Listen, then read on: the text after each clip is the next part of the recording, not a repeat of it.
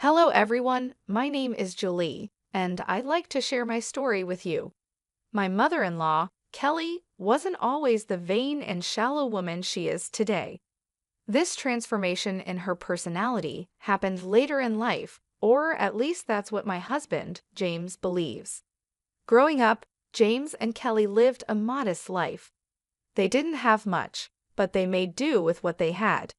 When James was just 5 years old, his father passed away, leaving Kelly to take on the role of the family's breadwinner.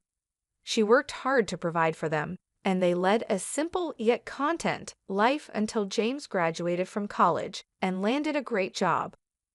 James is an extraordinary man, kind, intelligent, and humble. He earned a full scholarship to medical school and went on to become a doctor. Despite all his success, James has never let it get to his head. However, things began to change for Kelly as she started seeking a more luxurious lifestyle. I should mention that I don't have a job, and there are personal reasons for that, which I'll discuss later. But just because I'm not employed doesn't mean I'm poor or dependent on others. Unfortunately, when Kelly and I first met, she misjudged me. Perhaps it was the way I dressed or carried myself, but something about me seemed to rub her the wrong way. On our first meeting, Kelly turned to James and said, "Is this the girl you've been talking about? She's so plain and average. Why would you choose someone like her? Does she even have a job?" My name is Julie, and yes, I don't have a job, but that doesn't define my worth. Kelly, however, quickly labeled me as a gold digger and a parasite, assuming I was only with James for his money. She made harsh and unfounded judgments about my character. James stood by me and defended me, but the argument with Kelly quickly escalated, forcing us to leave. On the drive home, James apologized for his mother's behavior, admitting that she had crossed a line. He tried to comfort me, saying his mom wasn't the same person she used to be and asking me not to take her words to heart. Despite his reassurance, I couldn't shake the feeling that being around Kelly would be difficult. After all, she's the only parent James has left. I decided to step back and give Kelly some space. Cutting her off completely isn't an option, especially since we don't have much extended family. But I knew that finding a way to coexist with her would be a challenge I had to face. "I won't force you to be friends with her," James said, "but can you at least try to be civil when you're around her?" "I can be respectful towards your mom, James, but I doubt she'll do the same for me," I replied, feeling a mix of frustration and concern. "Don't worry, Julie," he reassured me. "I'll make sure she doesn't cross the line. If things get out of hand, we can talk about reducing contact. I love my mom, but I love you too, and I won't let her harass you for no reason." Despite James's assurances, I still felt uneasy about my relationship with Kelly. Even though James promised to stand up for me, I couldn't shake the feeling that things wouldn't be so simple. James and I got married 2 years after we started dating. Due to financial constraints, we opted for a small court wedding. At the time, James was sending a significant amount of money to Kelly every month, claiming it was for emergencies. Even after our marriage, he continued to send her money, which strained our finances. I didn't object because I believed he had the right to support his mom, but it wasn't long before Kelly became a real problem in our lives. She often spoke ill of me, gossiping with her friends and spreading rumors that I was a gold digger. At first, I tried to ignore it, but as the rumors began to affect my reputation, it became harder to brush off. Despite James's efforts to defend me, Kelly never treated me kindly. She seemed convinced that I wasn't good enough for her son. Then, one day, James came to me with surprising news. "My mom wants to invite you to a small party she's hosting," he said. I was immediately skeptical. "Why would she invite me when she clearly dislikes me?" I asked, not hiding my doubts. James explained, "She promised me she's trying to improve and wants you to be there. I know it seems odd, especially with her recent financial struggles, but she assured me she managed somehow." Despite my concerns, I agreed to attend the party. James was hopeful that his mom was making an effort, and I wanted to keep an open mind. I truly wanted us to mend our relationship and maybe even become friends, though I had serious doubts about whether Kelly would ever see me as more than an obstacle in her son's life. The next day, Kelly texted me, and I'd assumed it was to formally invite me to the party. However, her message took an unexpected turn. She started by talking about the party, which she planned to host at a 5-star hotel that everyone had been raving about. She seemed thrilled, promising her friends a fantastic time and planning to invite around 21 people. Curious about the details, I asked Kelly if I was invited to the party, especially since James had assured me that I was welcome. To my surprise, Kelly's response was laced with arrogance and disdain. She made it very clear that I was not invited, emphasizing how exclusive the event was due to her wealth, family status, and the supposed high-class nature of her friends. I was shocked and confused. James had genuinely believed that Kelly intended to invite me, and now I was faced with this unexpected coldness. When I mentioned my assumption that I was invited, Kelly responded with condescending remarks, implying that I wouldn't understand the complexities of planning such an event. Despite feeling hurt, I decided to maintain my dignity. I calmly acknowledged her message and made it clear that I wouldn't attend if I wasn't wanted. Kelly reiterated her stance, once again highlighting her class and status. It took all my strength to resist the urge to respond with anger. Disappointed and hurt, I chose not to share this incident with James. Instead, I decided to quietly wait for the day of the party. As the day of the party approached, Kelly, oblivious to the emotional impact of her actions, sent me a picture. It showed her and her friends dressed in designer outfits, flaunting their wealth and status on social media. I chose not to respond, instead focusing on my work and waiting patiently for what would happen next. After about 5 hours, I received a call from my dad. Here's a little confession. My dad owns the very hotel where Kelly was hosting her party. Unbeknownst to Kelly, 5 years ago, I inherited a substantial amount of money from my grandfather, which I wisely invested in my dad's business. As a result, I now receive a share of the profits from the hotel and other family-owned ventures.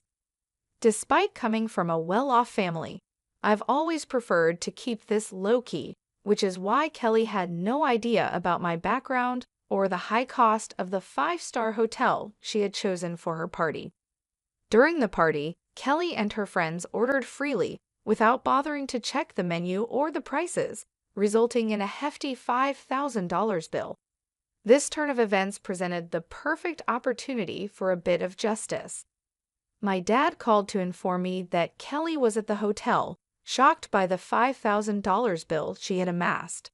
She was now pleading for a 60% discount, claiming she was short on cash. What made the situation even more satisfying was that Kelly and her friends had been rude and entitled throughout the event, upsetting the hotel staff. As expected, I shared my frustration with my dad, recounting how Kelly had boasted about her party just to mock me for not being invited. The irony wasn't lost on me here. She was flaunting a party she couldn't even afford. My dad understood my frustration and also mentioned how difficult Kelly and her friends had made things for his staff with their rude behavior. Seeing a chance for some poetic justice, I suggested a little revenge. I proposed that Kelly and her friends should be made to wash the dishes, clean the entire kitchen, and mop the floors as a consequence of their insulting behavior. I wanted to make sure that everyone who had mistreated the staff would face the same consequences. And if Kelly tried to pull any tricks, my dad could always call the cops on her. My dad laughed at the idea and gave it a big thumbs up. He even offered to send me pictures of the whole event. It seemed like the perfect opportunity to turn the tables on Kelly and teach her a lesson about humility and respect. Just the thought of it brought a sense of satisfaction, knowing she would finally face the consequences of her actions. A little over an hour later, my dad sent me pictures of Kelly and her friends washing dishes and scrubbing the floors at our restaurant. The images were priceless. My dad also shared a funny twist in the story. When Kelly spotted him at the restaurant, she looked relieved, thinking she was about to be rescued. She confidently told him that she knew the owner and they would be able to get out of the situation. But to her shock, my dad instructed her to start cleaning the restaurant. Kelly was stunned and tried to protest, but my dad quickly reminded her that since she didn't consider me family, he didn't consider her family either. It was a hilarious turn of events, and while I wish I could have been there to see it in person, the pictures were more than enough to make my day. A little while later, James came home looking visibly upset. I could tell that Kelly had already contacted him and likely twisted the story to suit her narrative. As he approached me, he immediately questioned what he had heard something about my dad making his mom wash dishes at the restaurant. I calmly explained the situation to James, letting him know that what happened was standard practice for us in such scenarios. Kelly had gone to our family's restaurant, racked up a $5,000 bill, and then claimed she only had $2,500 to pay. On top of that, she had harassed the staff, and her entire party had been a nightmare to deal with. Given the circumstances, I believe the consequences were more than fair. James seemed surprised by this and asked who Kelly had taken with her and what they had ordered. I informed him that she had taken 21 people and they had ordered a lot, especially the most expensive items on the menu. He expressed disbelief, saying that Kelly had told him she was only taking 5 people and had even invited me, but I had declined. I quickly clarified that things hadn't happened that way at all and showed him the text messages Kelly had sent me. James, wanting to fully understand the situation, asked to see the bills and the texts. I handed him my phone so he could read through everything, and my dad also sent him copies of the bills. To further illustrate what had gone on, I showed him pictures of the extravagant party Kelly had thrown. As James looked through the evidence, his anger grew. He immediately called Kelly to confront her, asking why she hadn't told him the full story. Kelly tried to downplay the situation, claiming she had only mentioned being short on cash and accused me of twisting the story to sabotage her. James wasn't having any of it. He pointed out that not only had she declined my invitation, but she had also insulted me by saying I wasn't classy enough for her. Kelly attempted to brush it off as a harmless joke, but James wasn't buying it. He pressed her on why she would spend thousands of dollars on a lavish party with friends while simultaneously disrespecting his wife. Kelly was left stumbling over her words, trying to justify her actions, but James made it clear that he was disappointed and shocked by her behavior. He couldn't believe she had spent $5,000 on food and drinks while treating me with such disdain. I made a mistake by giving you money whenever you asked for it, Mom, James said firmly. But guess what? I'm not giving you any more money ever again. Kelly, taken aback, responded, But James, you've been so supportive for so long. You can't just stop now. It was a one-time mistake. Why are you overreacting? No, Mom, I'm not overreacting, James replied, his voice steady. This isn't a one-time mistake. If you can't even consider my wife as family, I don't want anything to do with you. I kept hoping you'd change your mind, but you never did. I'm not going to pay you just so you can insult my wife and call her classless, especially when she has sacrificed so much to support you. This ends now. With that, James ended the call and blocked Kelly's number. He turned to me with deep regret in his eyes and apologized profusely for getting angry at me without knowing the full story. I forgave him because, in the end, he stood up for me when it really mattered. We had a serious discussion about Kelly and agreed that she would no longer be a part of our lives, at least for the time being. Although James is now a wealthy man, he understands the importance of staying humble. He found Kelly's behavior completely unacceptable, especially since it was directed towards me. I wholeheartedly agreed it was unfair, and I was ready to remove her from our lives for good. In the days that followed, Kelly's desperation grew. She realized that her own actions might have permanently damaged her relationship with her son, sending her into a state of panic. She started showing up at our house, demanding to speak with James. Each time she was turned away at the door, her demands turned into pleas and eventually into outright begging. Despite having a job, Kelly's income wasn't enough to support the high-end lifestyle she had become accustomed to over the years. Now, with James cutting her off financially, she found herself struggling. Meanwhile, instead of continuing to support Kelly, James chose to invest some of his funds into my dad's business, helping him open new hotels and restaurants in the neighborhood. Kelly was left to face the consequences of her actions, realizing too late that her behavior had cost her more than just money, it had cost her the relationship with her son. We do have plans to expand our hotel business into bigger cities, but we'll have to take things one step at a time and see what the future holds. There's a lot to consider when making such a big move, and we want to make sure everything is done right. Since James stopped sending money to Kelly, her life has taken a significant turn. She was used to living a much more comfortable and extravagant lifestyle, but now things have changed dramatically for her. Without the financial support from James, Kelly found it increasingly difficult to maintain her rented condo. The bills started piling up, and she quickly realized that her own income wasn't enough to cover the high costs she was used to. After struggling to make ends meet, she finally decided to end her lease and move into a much smaller one-bedroom apartment. Now, after paying all her bills, she barely has any money left for anything extra. The luxuries she once took for granted are no longer within her reach. We know all of this because Kelly makes sure to keep us informed through emails, of course. She still tries to downplay her past behavior, acting as though we're the ones overreacting and that she's done nothing wrong. But the reality is clear.